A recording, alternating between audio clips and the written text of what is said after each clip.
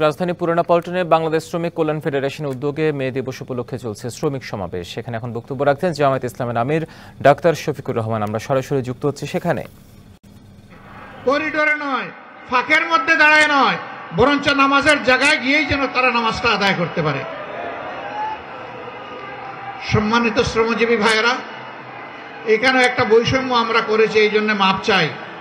অথচ এখনকার স্লোগান হচ্ছে বৈষম্য মুক্ত সমাজ চাই।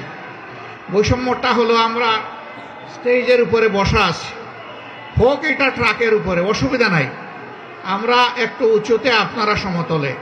আচ্ছা, এটাও মানলাম, হয়তো একে অন্যকে দেখার সুবিধায় এই অ্যারেঞ্জমেন্ট করা হয়েছে, কিন্তু আপনাদের মুখটা সূর্যের দিকে আর আমাদের মুখটা ছায়ার দিকে। কষ্টটা আপনাদের বেশি হচ্ছে, দীর্ঘক্ষণ ধরে আপনারা বসে আছেন। এখানে হয়তো বা আয়োজকদের এর বাইরে কিছু করার ছিল না।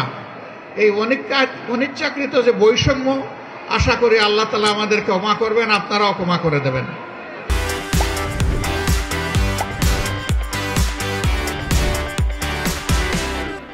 শ্রমিকদের প্রতি আমার একটু ভালোবাসার অন্যরকম অনুভূতি আছে।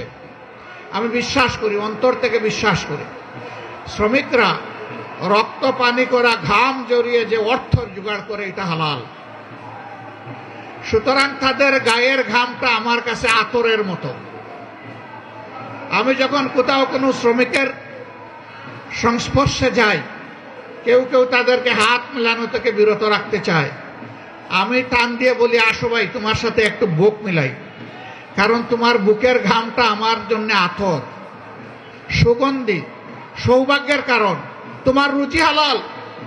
আল্লাহর হাবিব বলেছেন, ওই সমস্ত গরিব, দুঃখী, মেহনতি মানুষ সচ্ছল মানুষদের চাইতে 500 বছর আগে আল্লাহর জান্নাতে প্রবেশ করবে। আমি কেন তাদেরকে সম্মান করব না, কেন শ্রদ্ধা করব না, কেন ভালোবাসবো না? অবশ্যই আমাদেরকে ভালোবাসতে হবে। আজকের এই স্টেজটা মাশাআল্লাহ শ্রমিকদের দখলে। আমি তো আছি আপনাদের রুহানি সহকর্মী, কিন্তু একদম জিসমানি সহকর্মী হচ্ছেন সেক্রেটারি জেনারেল জামাতে ইসলামী। তিনি শ্রমিক কল্যাণ ফেডারেশনের কেন্দ্রীয় সভাপতি ছিলেন। এরপরে বসা আছেন আমাদের নায়েবে আমিরদের মধ্যে যিনি বয়সে জ্যেষ্ঠ, জনাব অধ্যাপক মুজিবুর রহমান সাহেব।